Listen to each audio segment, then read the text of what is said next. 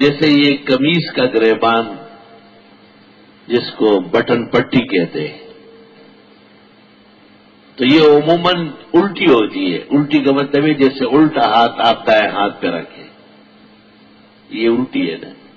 اور سیدھا یہ ہے کہ دائیں ہاتھ کو الٹے ہاتھ پہ رکھیں، جس طرح آپ نماز میں ہاتھ باندھتے ہیں. تو نماز میں ہاتھ باندھنا یہ اصل ہے کہ ہمارا یہ طریقہ ہوگا. ہم اصحاب الیمین ہیں، دائیں ہاتھ والے ہیں. اور قمیص، صدری، واسکٹ، شیروانی، جبہ، یہ سب دائیں بائیں پہ آنا چاہیے. لیکن ایک عرصے سے قمیص الٹا سل رہی ہے. شیروانیاں، واسکٹ، صدریاں، جبے، ان میں بھی بائیں طرف دائیں پر ہوتی ہے.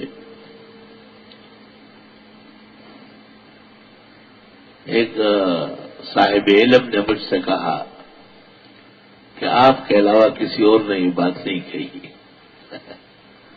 میں نے کہا پشت میں کہاوت ہے کہ غریب مولا کی اذان پہ کوئی کلمہ نہیں پڑتا. چونکہ میں عاجز و مسکین ہوں تو میری بات ہی نہیں مانتے آپ. میں نے کہا ویسے آپ نے اس پر اب تک کتنی کتابیں دیکھی ہوگی؟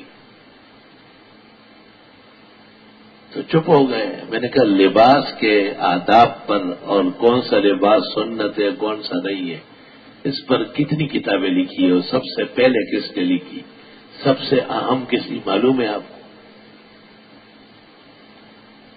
وہ حیران ہو گیا.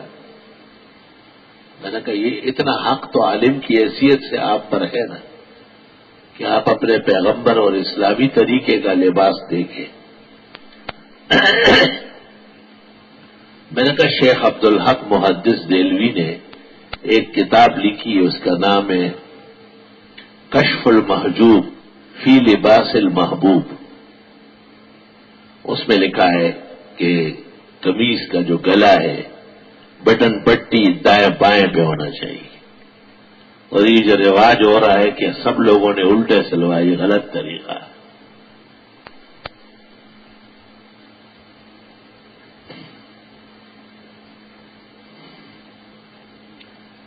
پھر کہنے لگے وہ کتاب تو بہت کم لوگوں نے دیکھی ہوگی، آپ کے علاوہ کسی نے نہیں دیکھی. میں نے کہا شیخ عبدالحق نے میرا ماموں ہی نہ چچا ہے، ہندوستان کے ایک سربراہ عالم ہے، اور ان کی یہ تصنیف اچھی تصنیف سمجھی گئی، اس لیے خلاصۃ الفتاوی کے ساتھ چھپی. تو میں نے کہا ہدایت تو پڑھا ہوگا؟ کہ ہاں بالکل میں نے پڑھایا بھی. میں نے پڑھایا نہیں پڑھا ہے. پڑھاتے تو ایسے غریب مسکین نہ ہوتے.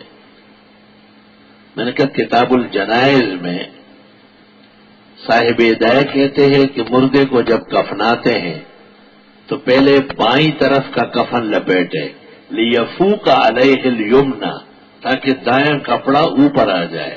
کما کان یلبس فی حیاتی. آپ کا کفن تو ہم اور طرح لپیٹیں گے، دائیں پہلے پھر بائیں، کیونکہ آپ حیات میں الٹا پہنتے ہیں.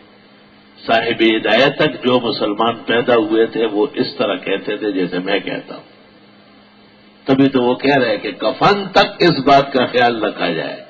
یہ اپنی قمیض پہنتے ہیں، طالب علم ہے سابعہ و دورہ و تخصص کا، یہ شیخ الحدیث ہے، مفتی صاحب ہے، ان کو تمیز نہیں ہو رہی ہے.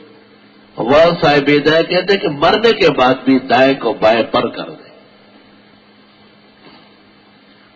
اب جب صاحب ہدایت تک لکھا ہے تو ہدایت کی 37 مشہور شرح ہیں ہمارے پاس، سب میں لکھا ہوا ہے. اور جب ہدایت میں لکھا ہوا ہے اور کسی اور فتوے کی کتاب میں یا فقہ کی کتاب میں نہیں ہے تو ان کا نقص ہے یہ. اور کتنے نقائص ہے جو واقع ہے عبارات و تعبیرات میں.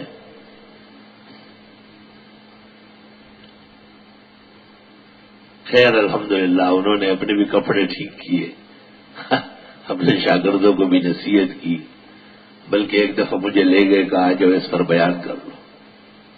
میں نے بیان بھی کیا. بعض مولوی ایسے ہیں کہ ان کو میں نے کپڑے سلوا کے دیے یہاں سے اپنے درزی سے، یعنی جی درزی نہیں سیتا ہے.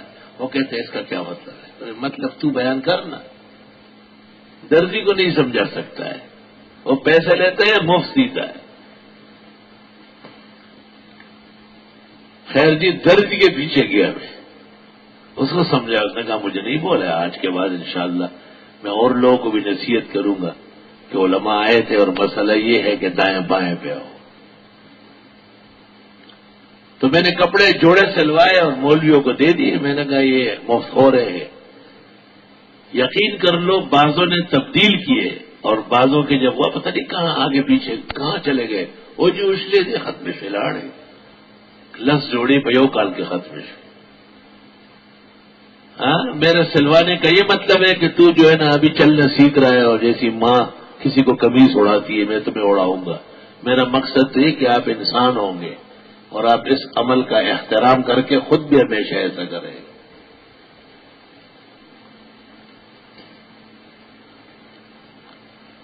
ایک اور بزرگ عالم دین ہے، ہمیں ان سے شاگردی کی نسبت بھی ہے. وہ کہتے تھے یار آپ مجھے اس طرح کنارہ بناتے ہیں، پھر میں درزی کو 30 روپے دے کے اس کو ٹھیک کرواتا ہوں. میں نے کہا ٹھیک کرواتے ہیں یا بگاڑتے ہیں؟ تو ایک دن میں نے کہا حضرت کوئی گناہ ہے اگر آپ کی زندگی میں کوئی سنت زندہ ہو گئی